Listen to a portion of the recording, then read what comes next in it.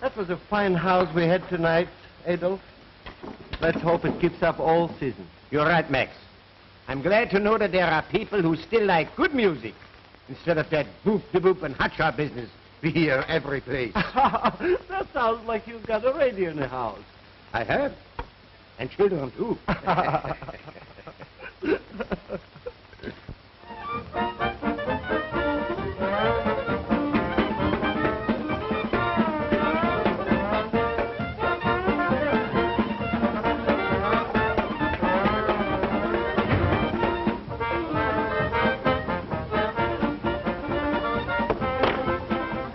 Richard.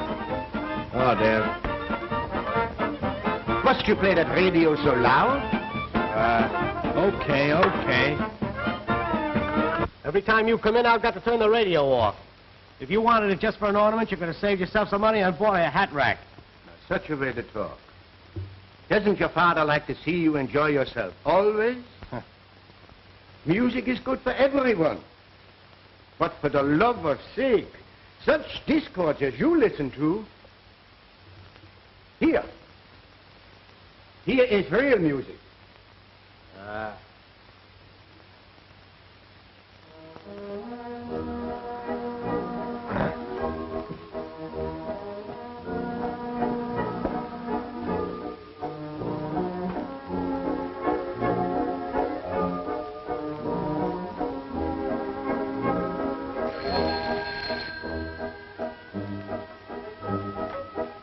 Hello? Who? Oh, just a minute, please. Paula? Yes. Telephone. All right.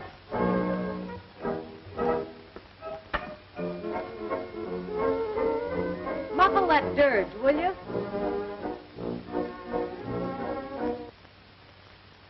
Hello?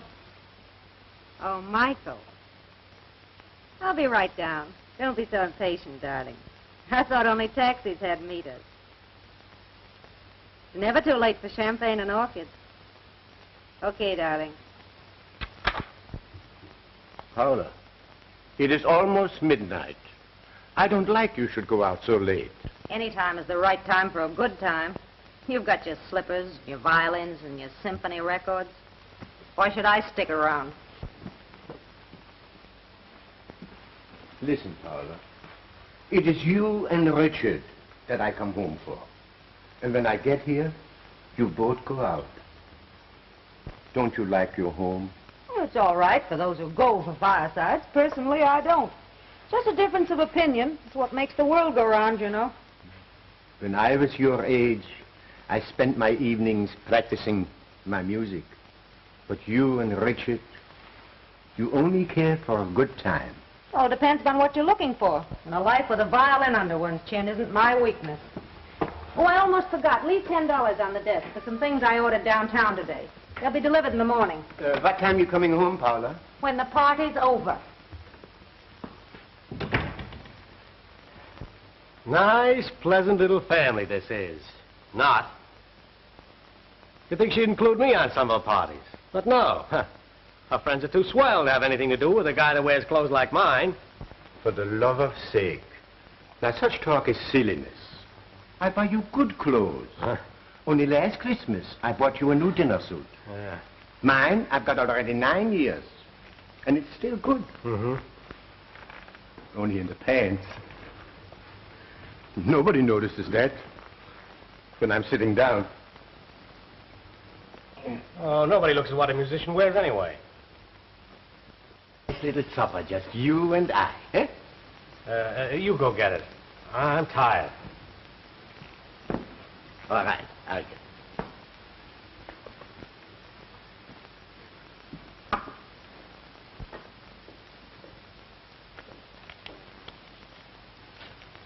Richard, you should have seen the crowd at our concert tonight. We played Offenbach's Orpheus and Hades. That's my favorite overture, you know. The boys all wanted me to go to Toroni's with them. But not Adolf. Not when he can come home and be with his boy. Richard. Richard.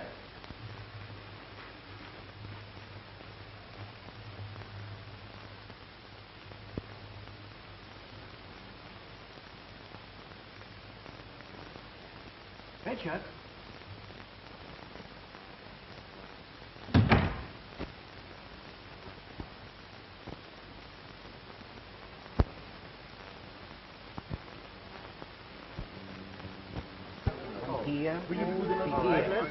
Thank you. 1, 2. Well, how did you like your last guest conductor? He's like all the Russian maestros. Just a contortionist. And besides, he favored the hobos. Rossini is hard to please. Buhakov is a splendid conductor. We played Orpheus and Hades beautifully. You are always faithful to that overture, aren't you, Adolf? And while we are on the subject, Buhakov told me that your violin passages were exceptionally fine. Well, it is my favorite. Perhaps someday I will be able to play it good enough to play the solo passages. Adolf, that opportunity will be yours 2 weeks from tonight. Mancini, you mean that... Yes, I mean we will repeat the Orpheus and Hades overture, and you shall be the soloist. As orchestra manager, I have already arranged with the Symphony Board of Directors to have you promoted to the concertmaster's chair by this time. You see, Martinelli, our present concertmaster, leaves to go on tour, and the place is yours. You don't know what this means to me. All my life, I have waited for this moment in my career. Adolf, a fine musician like you deserves such a recognition. And now for your rehearsal. The director is waiting. Congratulations, Adolf, as our new concertmaster. Thank you, Max. Oh, I'm so happy. And I'm nervous, too. You know, I only played the overture, Orpheus and Hades, for 10 years. I need more practice, maybe. Why don't you go down to hear Franz Steinmann tonight at the music hall? Watching him should give you more confidence. That's just what I'll do. Listening to the greatest violinist in the world should be enough inspiration. I should say so.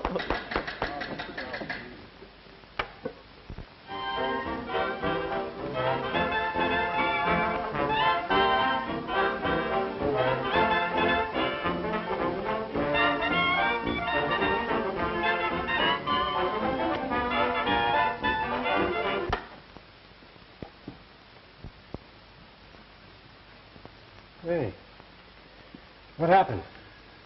I was badly hurt in an accident. Oh, yeah? Well, then maybe we can collect damages. No, it happened in a public street. outside the stage entrance of the music hall. You see, there was a big crowd, and they all wanted to get close to that great violinist, Steinman. The people was very rough, and I was pushed through a window. Richard, it hurts pretty bad. Well, it's your own fault. Why don't you come home instead of hanging around with those crazy musicians? Hey, you won't be able to play now, will you? Well, not for a little while, but don't you worry. Everything will be all right. Do me a favor, Richard. Get me a little schnapps. I feel a little dizzy.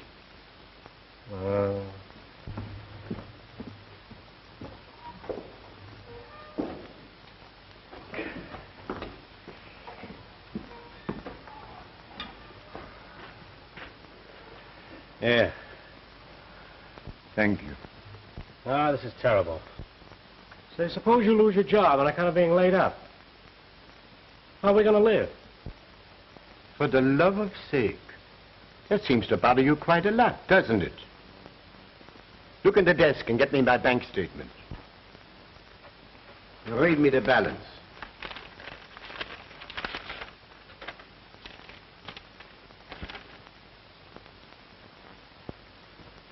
Why, it's only $52. What? Oh, yes, I remember. I had $500. I bought a new violin. And I loaned Rodzinski, a cello player who's out of work, $50. A fine lot of consideration you have for Paula and me. Here you are almost penniless because you must buy violins and help out hand musicians.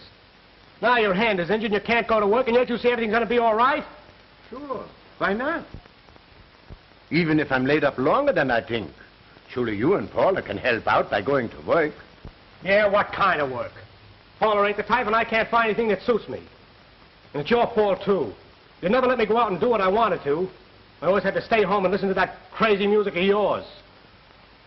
Well, if you're going to talk like that, I think I'll go to bed.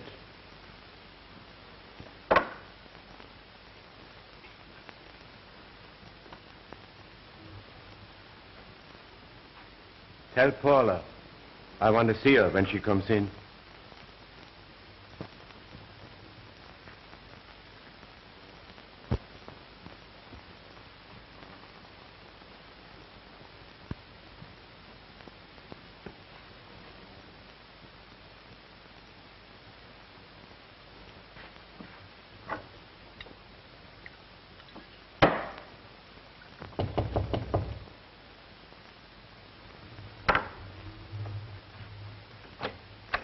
Greg?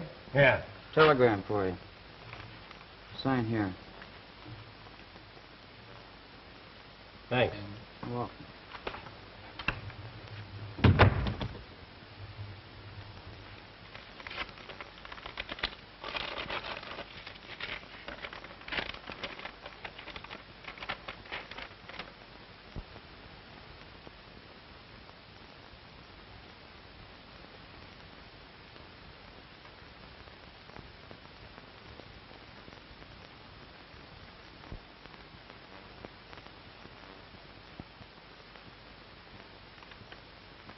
Yeah.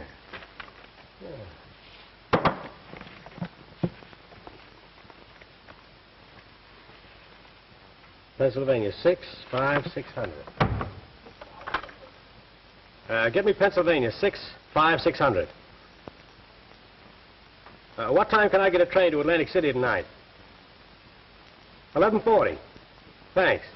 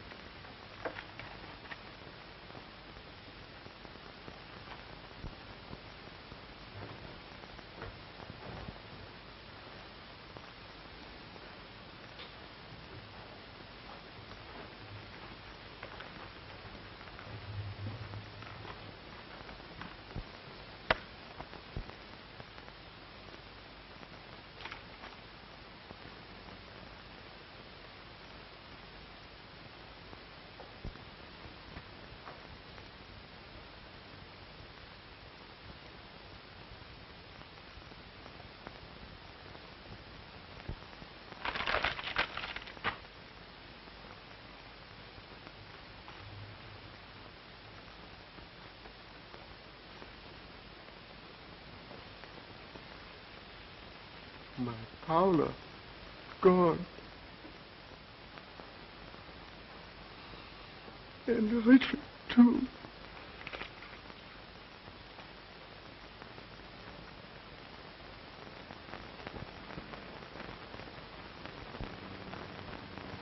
Well, Mr. Grieve, this is the final bandage. Now we shall see how you have mended the past 2 weeks.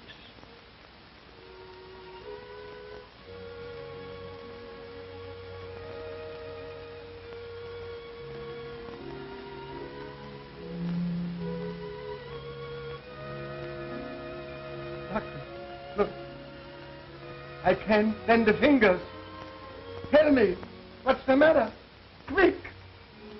Exercise will probably limber them to a certain extent. Your fingers will always be semi-paralyzed. The tendons have tightened as they heal. No, that can't be, Doctor. I'll rub circulation in them, and then by tomorrow night maybe it'll be all right, eh? Then I can play my solo.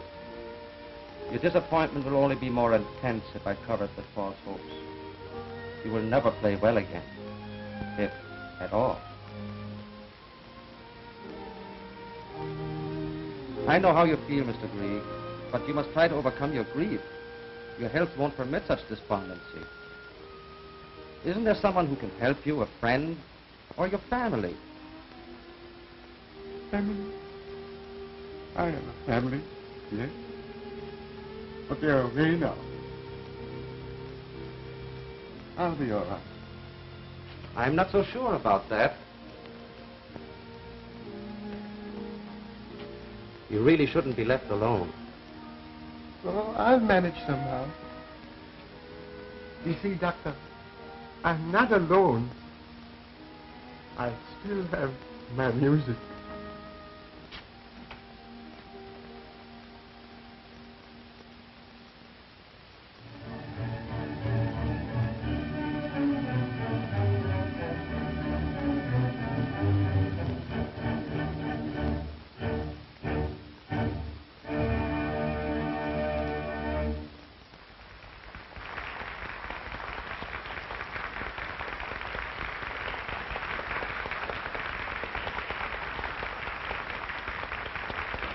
Ah, Adolf. I'm so glad to see you. You heard the concert? Yes. It was good. But between us, I would have given anything in the world if you had been in the soloist chair where you belong. Yes. Ah, Mancini, you would say that just to make me feel good. Because you're my friend. Well, it was good to listen. That's all I can do now. You have been with us for years. To see you leaving now is like losing the melody of a fine overture. Your hand is permanently injured. Well, that's what the doctor said.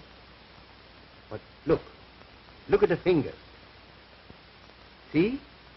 They move a little. Maybe with a little practice, eh? Wait, I'll show you.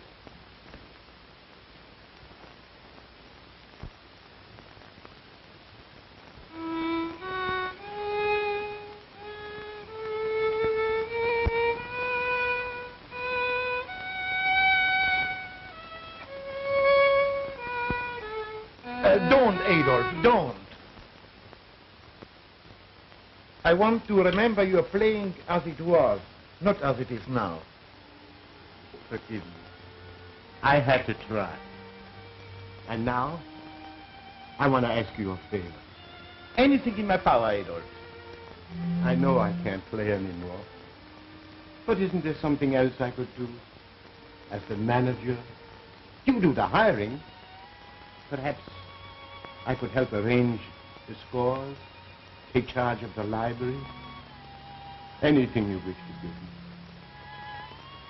I wonder why we always must disappoint our friends when they need us. You asked me something I would give you in a second, if I could. But Adolf, I can't. There are no vacancies. I cannot throw men deliberately out of work, even if I wanted to. Perhaps later we'll find a place. Yes. Perhaps I'll find something else. I'm sure you can. just on your reputation. And in the meantime, won't you accept this? Just as a loan from the orchestra and myself. No, Mancini.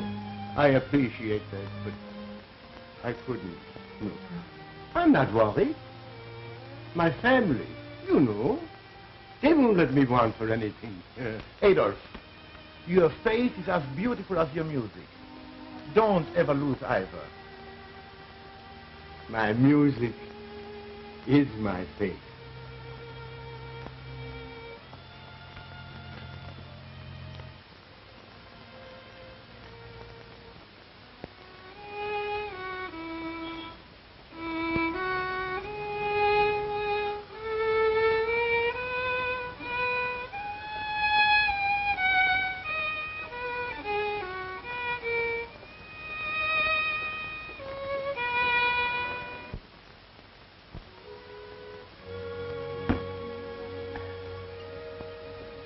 It's part of tonight's paper, Adolf.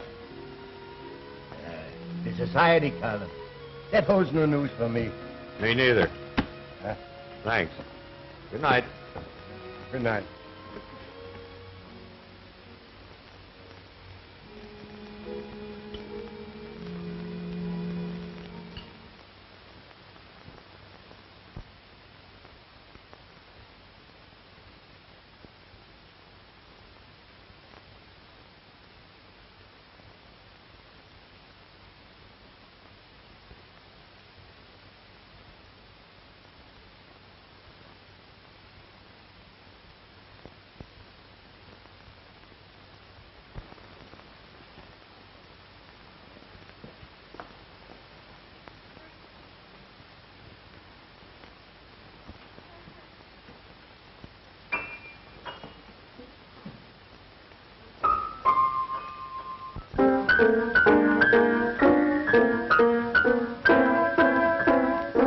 I told you to keep him away from the piano. That noise would drive anyone mad. I'm sorry, ma'am, but he doesn't want anything but music. Well, put him to bed immediately. Keep him away from anything musical. Yes, I know what ma'am. I'm talking about.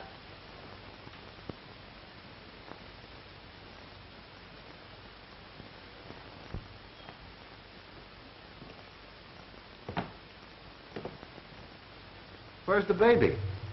I thought I heard him drumming on the piano. You did. I sent him to bed. Noise is enough to drive anybody crazy. To bed? Wait. You mean to say you sent Carl off without letting me say goodnight to him? Why? He's not old enough to understand you anyway. But you are. Paula, you're about as selfish and shallow as anyone could be. That isn't the opinion you expressed when I was unavailable. Naturally. I only knew a false charm, a less intimate side of you then. At that time, you still had a husband to acquire. That's merely a crude way of boasting about yourself. Candidly, I may be as disappointed as you are. I'm young and you're, well, uninteresting. I see no reason for showing a charm and happiness I don't feel. You going to the concert this evening? Yes, worse luck. It's too late to stop the clocks from calling for us now. Well, at any rate, their presence will guarantee a pleasant evening. Yes. I talked to him at lunch at the club today. Seems that Mrs. Clark is thinking of filing suit for divorce. I've never seen him in such high spirits before.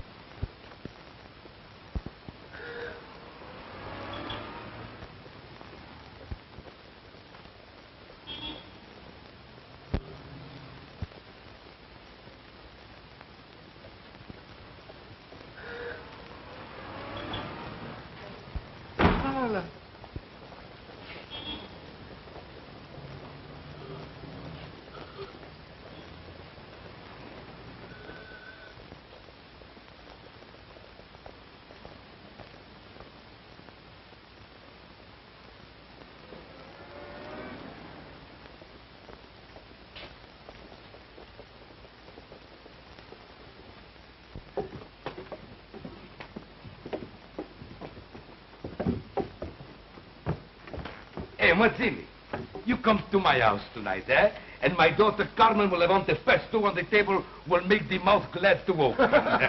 Not tonight, Rossini. I'm too tired. Oh, tired. You come to my house, you're not going to be tired. Because you know why? You always have plenty good fun, and you have... Oh, look, poor man. He's a musician, too. Excuse me, mister. Dio mio, it's Adolf. Good heavens, it is Adolf. Oh, help him up, poor man. Mancini. Rossini. Oh, it is good to see you. Adolf. Why, you are shaking. I changed my mind. Both Adolf and I will accept your invitation for supper tonight. Good. No. I must go. Oh, nothing of the sort. We haven't seen you in years. What? You would refuse Rossini? Why, it's the reunion for everybody. Come, we go. We go. E quando Ramiro... Ah, Carmen. Yes, Daddy? More vino, eh? Presto, presto. Adolf, where are you living? Uptown. Way uptown. Why don't you move down here with us? All you get uptown is the noise of the streetcars and peddlers. Down here we have nothing but music, except when your friend plays the saxophone upstairs. He says the same thing about your trombone playing. How would you like to stay down here with Rossini tonight? You look very tired, Adolf. And tomorrow we could spend the day together with our music, eh? Sure, why you no sleep down here tonight? I got plenty room. Come on, I show you. Well, I am a little tired. And if I can stay here, I think I'll go to bed now. Huh? Good night, Adolf. And we see you tomorrow. Sure, we see him tomorrow. You know, I wear the nightshirts. You'll find them in the drawer. They're better than pajamas. More room and no buttons. Good night, Adolf. Good night.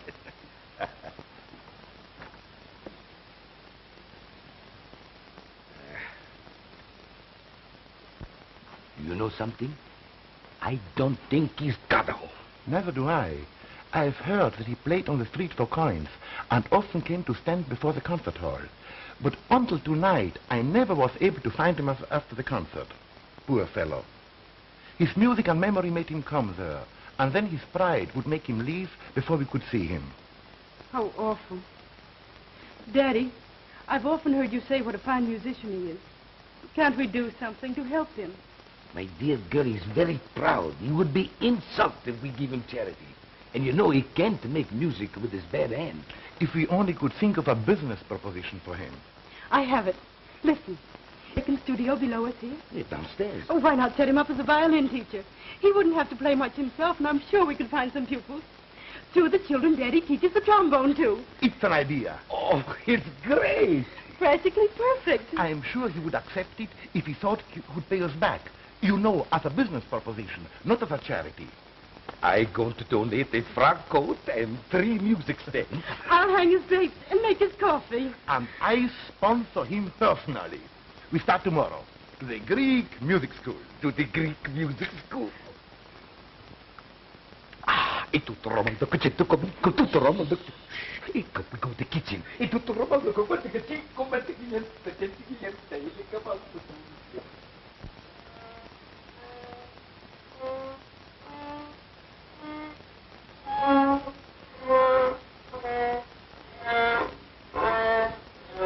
Young man, you will never learn to play the violin by looking out the window. Oh, gee. Only sissies play violins anyway. I want to play the drums. Then why do you come to me twice a week? 'Cause my mother went and got this violin for a lot of soap wrappers she'd saved up. What a reason for becoming a musician. All right, that's all for today. Thanks, Mr. Green. But remember, I want to hear improvement by next Monday. Oh, I'll practice hard, Mr. Green. Goodbye. Bye. Why you no look where I'm going, eh? Excuse me. Your pupil seems anxious to leave. What a life with those children. Their mind seems only on the clock. Ah, you've only had 8 years of it. Think of the lifetime I have suffered with those kids, and their heads are full of applesauce. With the movies and the radio, they have no time for real work. Yeah, how many pupils you have now? 24. I had one more, but he's now in reform school. Say, how do you get your pupils to practice? Mine pay no attention to me. You see, the trombone is a grand horn. And the harder you blow, the louder she is. So I say to my pupils, you know, as all children love a noise, blow hard, because someone will hear and say, there's a musician. He can't miss. You know, they practice so much, they go deaf from their own noise. So is everybody else. When you give lessons, it sounds like a boiler factory. Oh, is that so? You don't think that Rossini is a great musician, eh? No. Well, I tell you something. Once I sailed to South America for a concert tour, and a big fog come at sea. Who do you think saved the ship? Who? I don't know. Who? Me, Rossini. The captain, he come to me personal. He says, Rossini, go on the bridge and play your trombone till the fog she go away. Could a violin be so tremendous? No. But a foghorn could. Well, of course it... I laugh, too.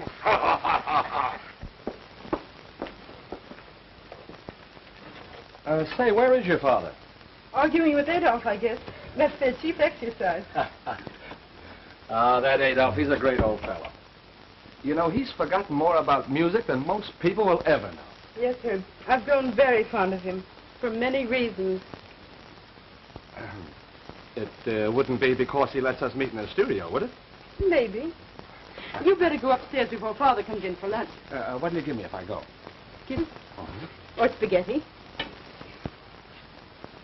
Say, that's a swell title for a song. But I'll try it out first now, huh? Come on. I want you to put the B on that husband of yours. I'm in a spot. Aren't we all, dear brother? I'm having troubles of my own. I just read an ad in the paper. Adolf Grieg, professor of violin and cello, 232 Christopher Street. Why not go and see Father? He seems to be doing well, and you always were his fair-haired boy.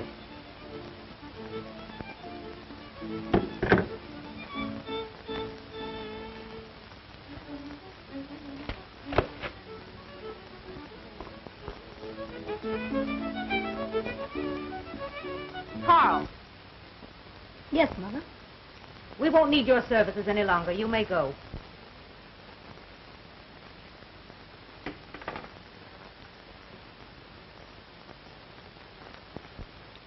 What's the matter, Mother? Professor Heinrich's a good teacher. Your father allows you to have these teachers, but he doesn't have to stay here and listen to them. I'm sorry. I thought everybody liked music. You're your grandfather all over again. My grandfather? Well, what do you mean? And why haven't I ever seen him? It's impolite to ask questions. And Carl, I want you to forget all about music. It reminds me of something that I myself want to forget. Do you understand? Yes. Yes, Mother.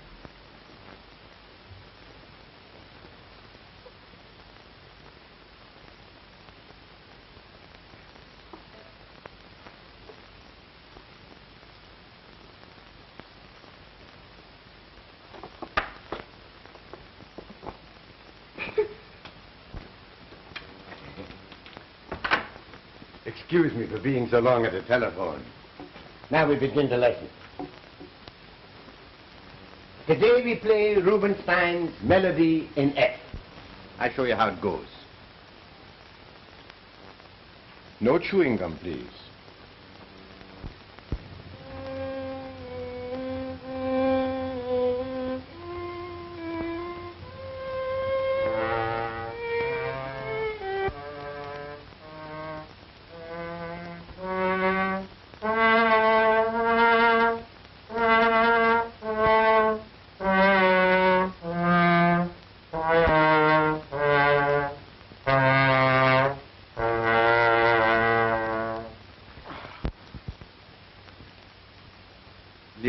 play only the notes, not the fly specks. Now you listen to Rossini. Today we're going to play Rubinstein's melody in Hess.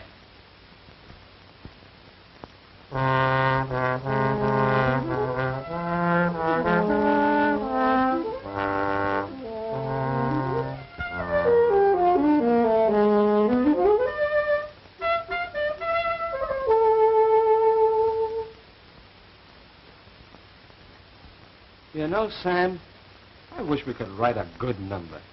Something new. Yeah, something new. Now we commence. 1, 2, 3.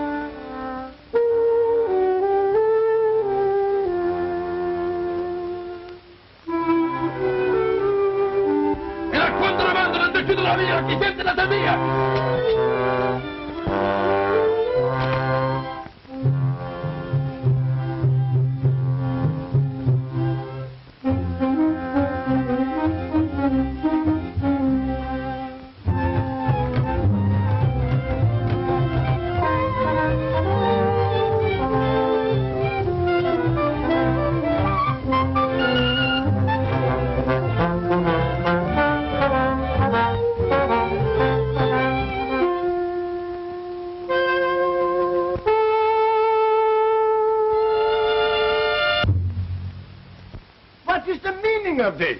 Get out of here, you overstuffed carrion! Get out!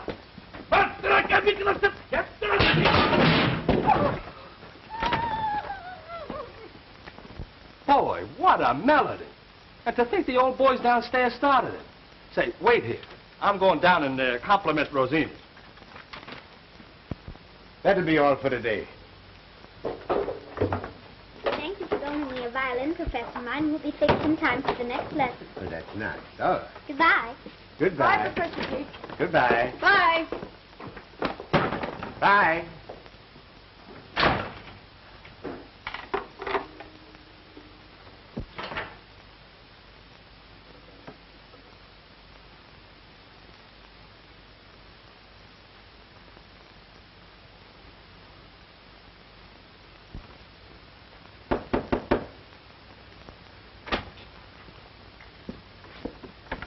Maybe he's in the bedroom.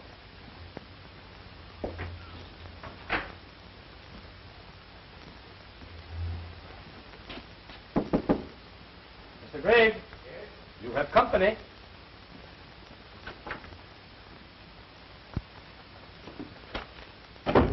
What is it? Herb and I have had dinner, so I thought you'd like some nice hot minestrone. Soup? I can eat soup anytime.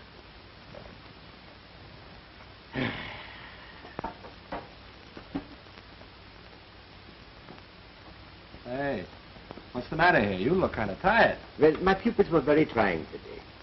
I try to teach them classic and they want to play jazz. It seems nobody likes the old music anymore. What did you run into? Oh, another music teacher who shares your sentiments. Yeah? Only he hit you with a trombone to prove it. Where is he? Daddy's cooling off at the concert hall. Rossini went to the concert hall. I haven't been there in 10 years. You've been awfully good to Carmen and me. Just like a father. I'm glad. Because once I had children of my own. And you two sort of take their place. I didn't know that. Are they... Dead? To me, yes. Never you mind. We'll try to take their place. Even after we're married and have children of our own. Eh, Carmen? I'm afraid Father will see that that dream never comes true. Nonsense. Once I was as narrow-minded as he is. But now I think different. And so will he. Youth is a rhythm we old ones can't keep a tempo to. The old melodies are the memories of our youth. That is why your father and I persist in teaching them, even though they're as musty as we are. Now, I know you don't mean that. Why, most of our modern music is based on the old classics. Hey, what is your favorite composition, Mr. Grigg? Offenbach, Orpheus and Hades. You know it? Well, I sure do. Gee, I wish you could play it for me. I can. On the phonograph.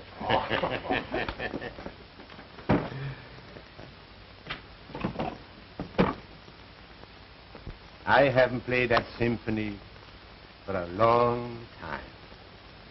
Start it.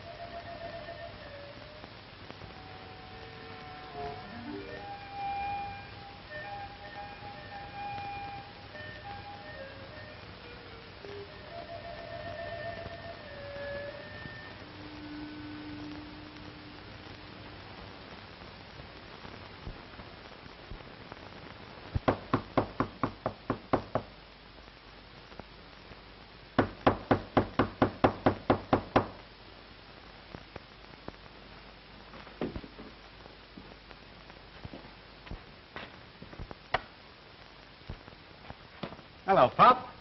Richard, come in. Come in. Well, nice little layout you got here. My, it's been a long time since I've seen you. Uh-huh. Where have you been? It'd be easy to tell you where I haven't been. Are you in business? Well, right now I'm looking over the field. I'm, sort of a promoter. Promoter? Yeah. I develop angles, work out little money-making details. You don't say. I knew you'd make good someday.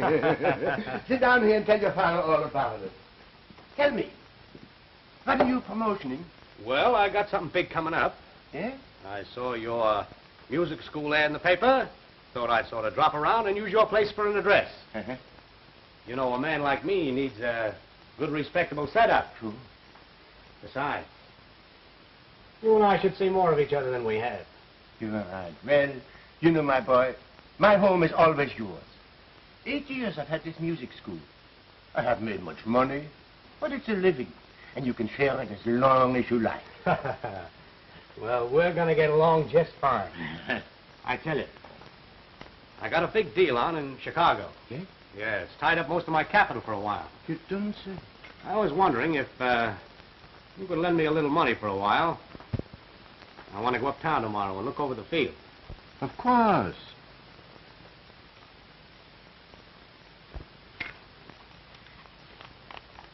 Is that enough? Sure. I'll let you know if I need any more. That's all right. Now, tell you what, you sit here, and I'll make some Liederkranz sandwiches and get some beer, and then we'll have a nice little talk, eh?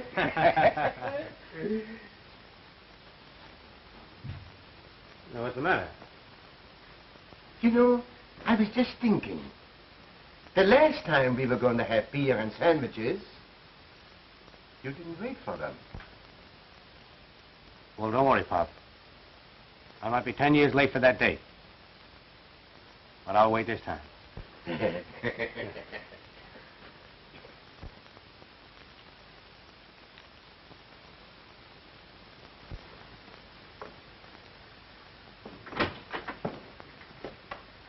Good morning, Richard. Oh, hello, Pop. Good morning, Miss Rosini. How's the most beautiful daughter of the world's finest trombonist? I'm glad you appreciate my father's ability, Mr. Grigg. Oh, excuse me. While I read my mail.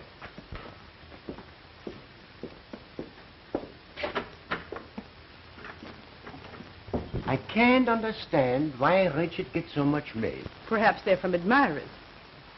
What? Nothing. Richard makes a lot of money, doesn't he?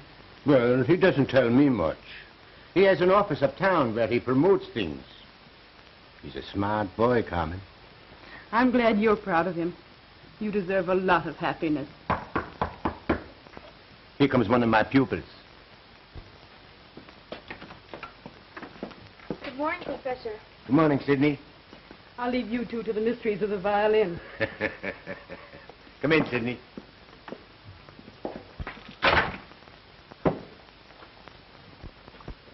Well, Sidney, did you practice hard this week?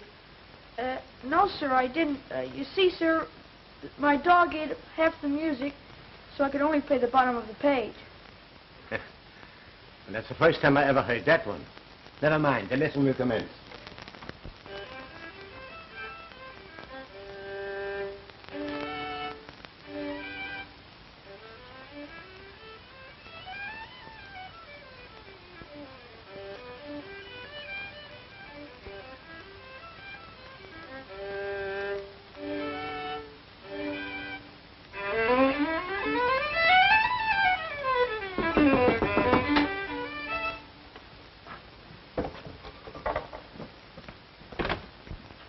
Yes?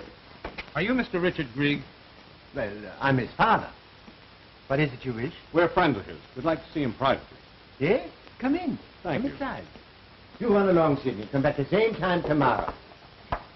I always like to meet my son's friend. He's a fine boy. Yes, and clever, too. Yes. Is your son in partnership here with you? Oh, no. He's been away a long time. Just came back a few months ago. I just have a little music business here. Too small to interest him. He has an office uptown. He's a big promoter. I'll say he is. Where is he, anyway? Just a minute. Richard? Richard? Yeah?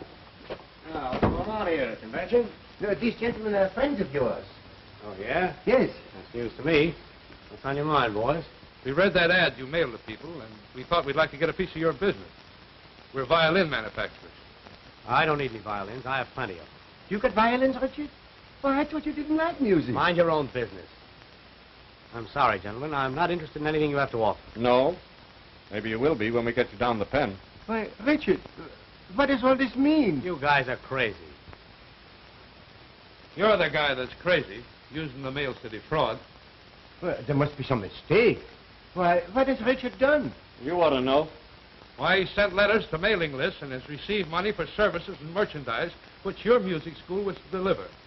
Now, we hold a warrant for his arrest and enough complaints to put him on ice for years. For all we know, you're as guilty as he is. Oh, lay off. My old man's got nothing to do with it. He's just a musician, but he's not in on my swan song. Oh, Richard, what? Ah, play it on your violin. Well, what are you waiting for? I'm the guy you want, ain't I? Yeah, come on. Why, you... All right, Pop. We're not pinching you. It's funny a nice old guy like you would have a son like that. Well, those are the breaks. So long.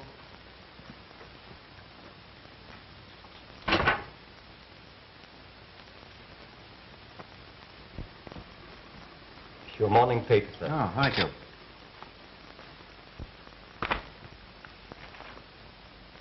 Oh, what's this? Richard Grigg, brother-in-law of Michael Rupert, prominent manufacturer, was yesterday arrested by federal authorities on a charge of using the mails to defraud in a get-rich-quick scheme. Well,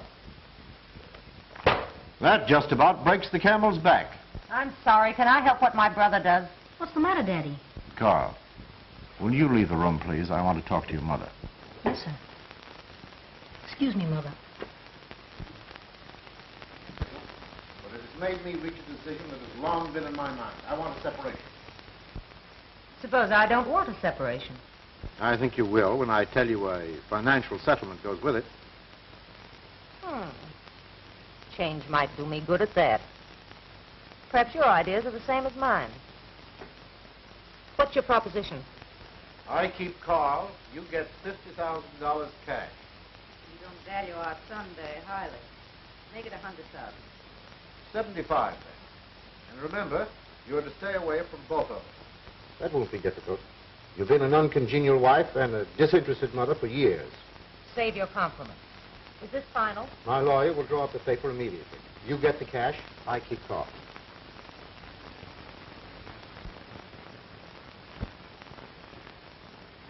Mary, I'm going away on an extended business trip. I'm leaving him completely in your care. Be good to him now and give him lots of those cookies you used to give me when I was a boy. Oh, don't you worry. Your old nurse knew how to make a good man out of you. Carl and I, we will get along fine together, won't we, Carl? Yes, Mary. But gee, Dad, I wish you didn't have to go away. Well, I feel the same way, son. But after all, it's business. I'll write you often. And mind you behave. Yes, sir. Now then, you run along because I want to talk to Mary. Yes, those cookies we just talked about. It's in the kitchen on the left shelf. Go ahead. Goodbye, Dad. Goodbye, son.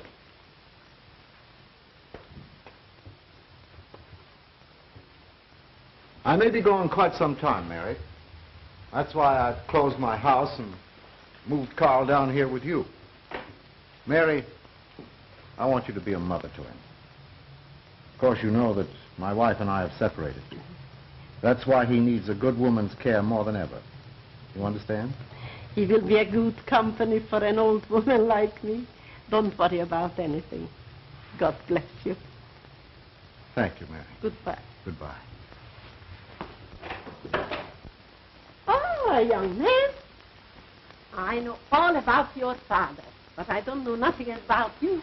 Now tell me. Tell me everything. Well, first, I like these cookies a lot. Oh, that's a good beginning. And I think I like living down here. Mm-hmm. It's old and funny looking. Just like, what's next? I'm 10 going on 11. I like music. And I can play both the violin and the piano. Oh, that's fine. Music is good for everybody. You play well? My music teacher said I played very well. But my mother always made me stop. Of course, she said it was just noise. So, well, we attend to that. Tomorrow we will get a new music master. And we will find out for sure. And I know a fine one, just for the violin. Gee, really? I think I like you an awful lot.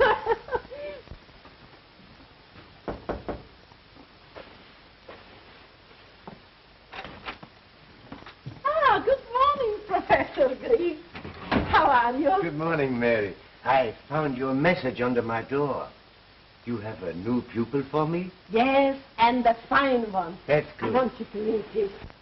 Carl! Carl! Come here. Yes. Carl, this is your new music master, Professor Green. Professor, this is your new pupil, Carl Rupert. How do you do, sir? How do you do, Carl? So, you want to become a violinist, huh? Yes, sir. Well, have you had lessons before? Oh, yes, sir. Many of them. And I practiced all the time. That is, when I was allowed to. Well, that's fine. Now, suppose you play me something before we begin the lesson, huh? Yes, sir. Go ahead.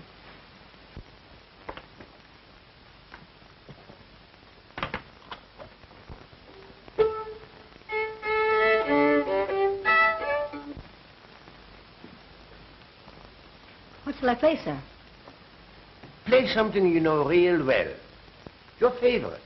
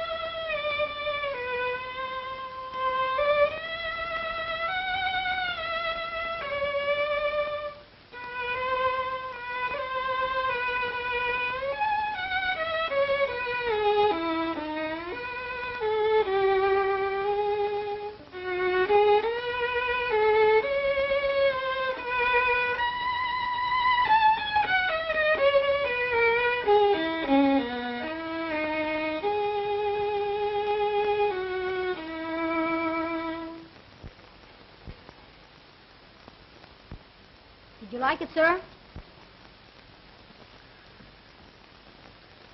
It's my favorite. Carl, you played it beautifully.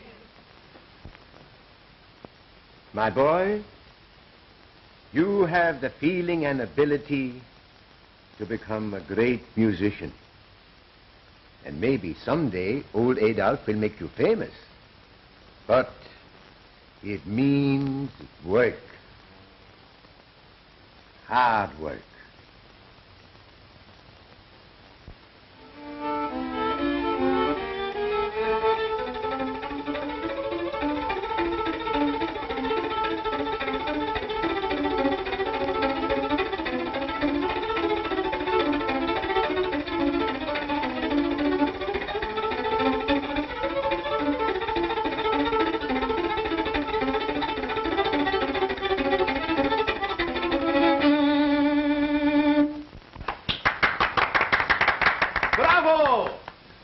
Young men, you astound me. For months, Adolf has been exclaiming over your ability. Now that I have heard you, I agree with him. My boy, you are very good. My old friend, you cannot know how I hope for Carl's success. In the 2 years he has been with me, I have grown to love him. Not alone for his genius, but for his young companionship and for his devotion to myself and my music. I understand. Perhaps he gives you something you missed all your life, Adolf. I feel that fate almost gave him to me as the image of what I was once, what I dreamt my own son might have been. Will you help me arrange his future? Of course. We'll start his career with a salon recital at the Hotel Savoy next Monday. Mr. Rossini, just think of me giving a concert. Yes, too bad. What? Too bad you wasted all your talents on the violin. Fortissimo, how he could have played the trombone.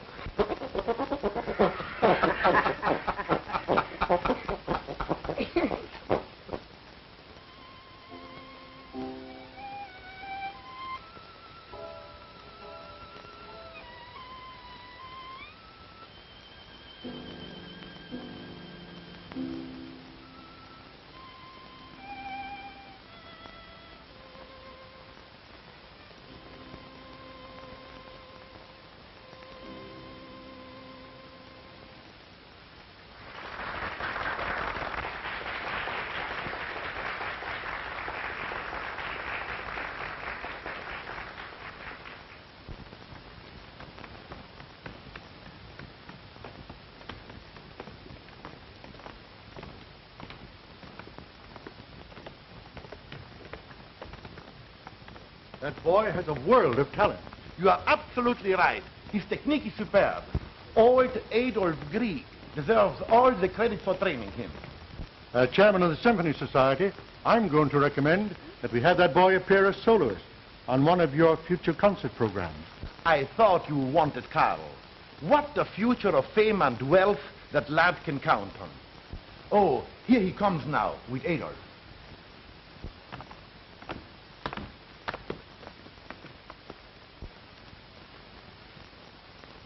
Mother! Carl, darling. Paula. Paula. And Father, well, what a reunion. What did he call you? Well, he called me Mother. Carl's your grandson. Professor Grieg is my grandfather? Gosh, if I had my choice, you're just the one I'd pick. Carl. Carl. I can hardly believe it. For 2 years, day after day, I have been with my own grandson and didn't even know it. It isn't fair. You can blame Michael for that. He stole Carl from me and put him with an old nurse. Well, I didn't know where he was. I haven't seen him until now. Carl, darling. My daughter. My grandson. All in one day. It is almost too much for an old man like me. Congratulations to both. getting a grandfather and a great music teacher. Now that I know your relationship, I understand where your genius comes from. Oh, Mancini. I just told Mr. Mancini to engage you as soloist for a coming concert of the Cosmopolitan Symphony Orchestra. Congratulations. Oh, thank you, sir. Pardon us. Mr. Rogers and I will go now and arrange all the details. Carl. Carl. Did you hear what they said? I'm so happy, Grandpa. Now I know I did everything you asked and studied so hard. I'm you, I guess. Carl, you're not going to play that concert. You're coming home with Mother. Then we're going to Europe where you can have the best training before you make public appearances. But, Mother... Paula, you can't do this. Remember, he's mine, too. He's my grandson. My prodigy. I heard them say what Carl's future will be. And he will not appear until he's been schooled by the best masters. Too many careers have been ruined by hate. After all, I have as much interest in his success as you have, you know. Come along, Carl. You can see your grandfather later.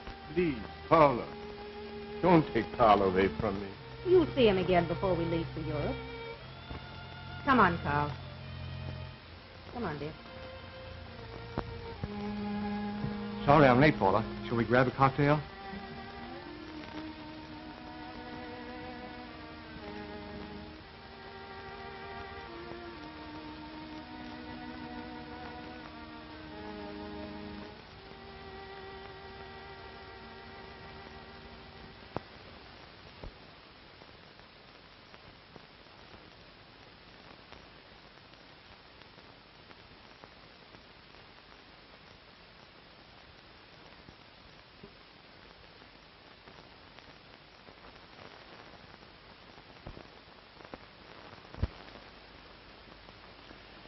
It's all a terrible mess, particularly for poor Adolf. Yes. She tried to take Carl to Europe, but the husband stopped her. Well, what if her husband does win Carl? Adolf still loses. The papers say the father disapproves of a musical career for the boy. It's useless to think that Carl will play now. I have already engaged a substitute artist. Well, it's certainly a rotten break for old Adolf. He's always helping other people, and yet every wish he has is a disappointment. It's true. Only yesterday he argued Father into letting us become engaged. You can't tell me anything about him. He never struck a false note in all his life. The judge will announce his verdict today in his chambers. There's nothing we can do.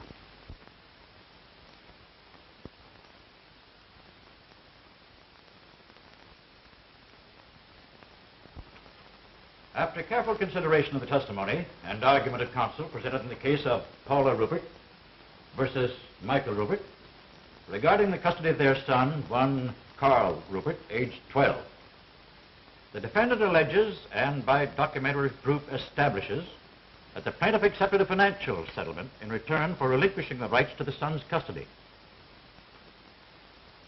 The plaintiff, in turn, states this agreement is not a legal binder, and that her son needs her love and protection because of the father's desertion of the boy to the cares of a professional nurse. I am possibly going to be guilty of setting a precedent in judicial procedure by taking the course I have decided upon. Young man, please come forward. Now, I'm going to ask you a most serious question. Consider it carefully, for your answer shall be the court's decision. The state gives you the privilege of choosing either of your parents or a suitable substitute as your legal custodian and guardian. What is your answer?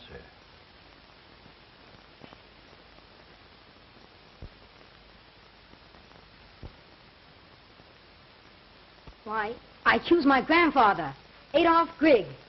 But this is ridiculous. I should appeal this revision. Gentlemen. Please. Mr. Grieg, do you accept the appointment of this court as the custodian of your grandson? Or have you any objections? Objections? Your Honor, I rejoice in the greatest gift an old man could possibly get. The devotion of his grandson.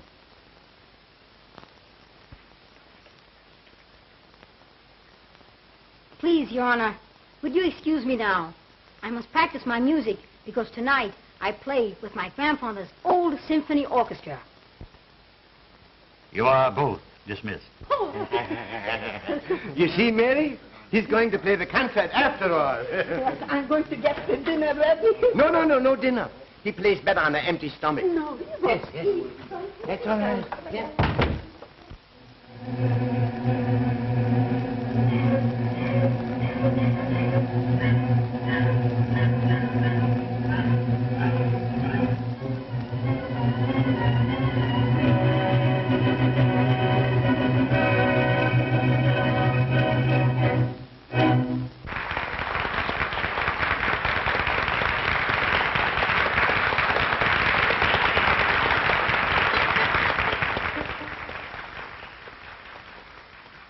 Al, my boy, all my life I have longed to do what you are going to do. The opportunity was denied me. Now you have a chance. Show them what we can do. All right, Grandpa.